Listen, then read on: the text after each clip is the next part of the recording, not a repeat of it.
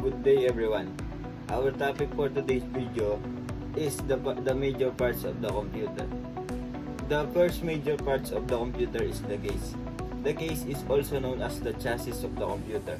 Ito ang humahawak sa parts ng computer gaya ng CPU, motherboard, power supply. The second major part of the computer system is motherboard. Ang motherboard ay ito ang kumukonekta sa lahat ng components ng computer upang gumana ito. The third major parts of the computer is the power supply. Ito ang nagsusupply ng kuryente sa computer upang gumana ito. O ito ang nagko-convert ng kuryente. Halimbawa na lang, ang computer mo ay isang 210 volts at ang outlet nito ay 220. Ang power supply na ang magko-convert ng kuryente upang maging 210 volts ito. The fourth major parts of a computer. The fourth major parts of a computer is the graphic card. Ito naman, ang trabaho naman ng graphic card ay ito ang nagsisilbing output ng isang computer. Ito ay ang monitor ng isang computer.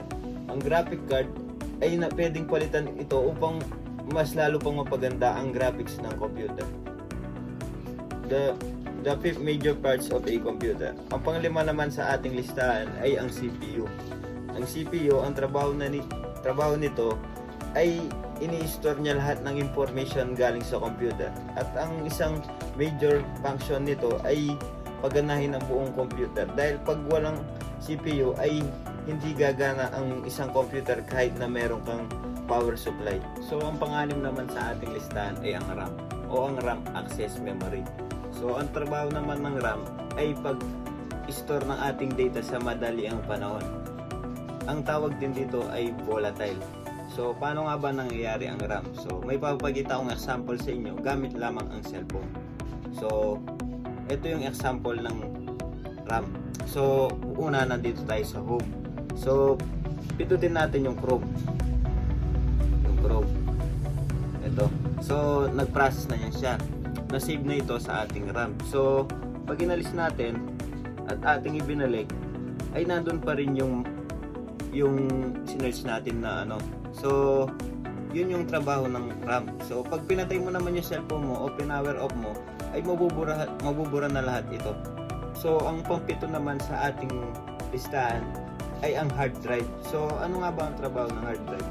So ang trabaho ng hard drive, dito lahat nasa-save ng ating mga download, pictures, image o anumang o video o anumang klaseng files yan. So ang hard drive naman ay isang non-volatile. So permanente nang nandito ang isang file unless na i-delete mo ito. Pero kahit na i-delete mo pa rin ito ay nandoon pa rin siya sa hard drive kasi nga pang matagalan at permanent na ito.